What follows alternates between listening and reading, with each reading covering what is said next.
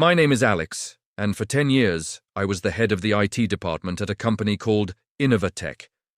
I wasn't just an employee. I was part of the foundation. I built their entire digital infrastructure from scratch. The servers, the custom software, the security protocols, that was all me. Mr. Harrison, the original CEO, was more than a boss. He was a mentor. He trusted me implicitly, so much so that I was the only one with the master access keys to the entire system. He used to joke that I was the company's guardian angel, but everything changed when he retired, and his son Julian took over. Julian was the complete opposite of his father. He walked in with an air of entitlement, a fancy business degree, and zero practical experience. He saw the company not as a legacy to nurture, but as a toy to play with.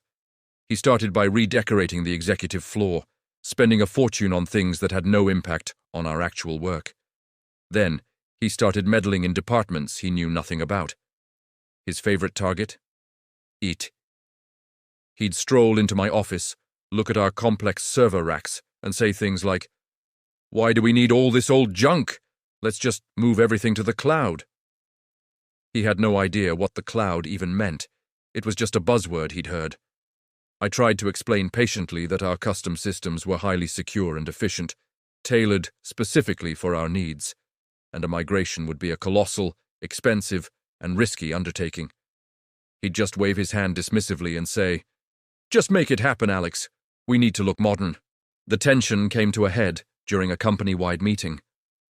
Julian was presenting his vision for the future, which was mostly a slideshow of generic stock photos and more buzzwords. When he got to the technology section, he announced a complete overhaul of the IT department, including outsourcing most of our jobs. He made it sound like we were a bunch of dinosaurs holding the company back. I couldn't stay silent. I stood up and respectfully pointed out the flaws in his plan, the security risks, the operational disruptions, and the astronomical costs that he had conveniently omitted. I wasn't trying to embarrass him. I was trying to save the company from a disastrous decision. The room went silent. Julian's face turned bright red. He clearly wasn't used to being challenged. After the meeting, he called me into his new, ridiculously expensive office. He didn't even ask me to sit down. He just said, "Alex, your attitude is toxic. You're resistant to change, and you're not a team player. Your services are no longer required." Just like that, 10 years of dedication, gone. He told security to escort me out immediately. As they walked me to the door, I saw the smug look on his face.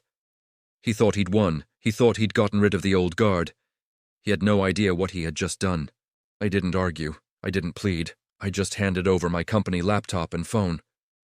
But there was one thing I didn't hand over. The small, encrypted hard drive I kept on my keychain. The one containing the master access keys, the root passwords, and the decryption algorithms for the entire Innovatech system. The keys Mr. Harrison had entrusted only to me. Julian, in his arrogance, had never even thought to ask about them.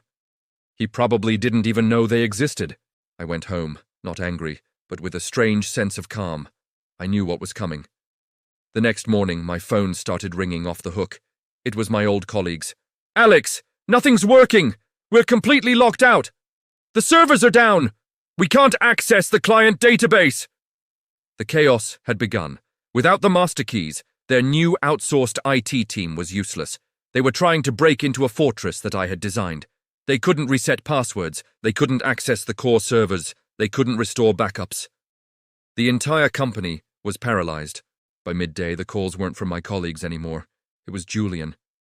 His voice, once so arrogant, was now shaking with panic. "Alex, what's going on? You have to fix this!" I calmly replied, "I'm sorry, Julian, but you fired me. I'm no longer an employee of Innovatech. This sounds like a problem for your new team." He started sputtering, offering me my job back, offering me a raise, anything. "Please, Alex," he begged. "The whole company is going to collapse. We're losing millions by the hour." That's when I laid out my terms. I didn't want my old job back.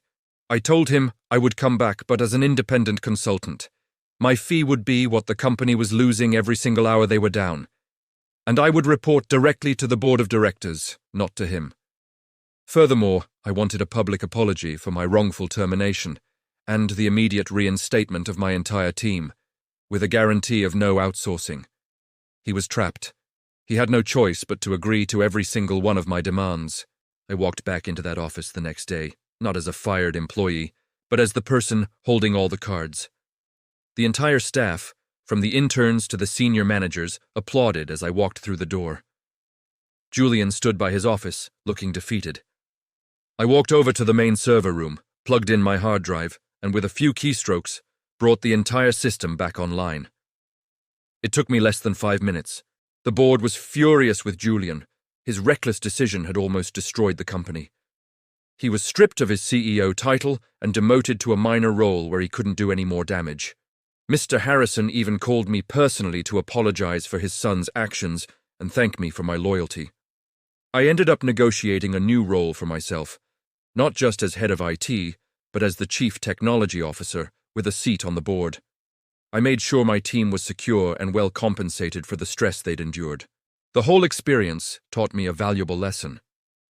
Never underestimate the quiet ones, the people working behind the scenes.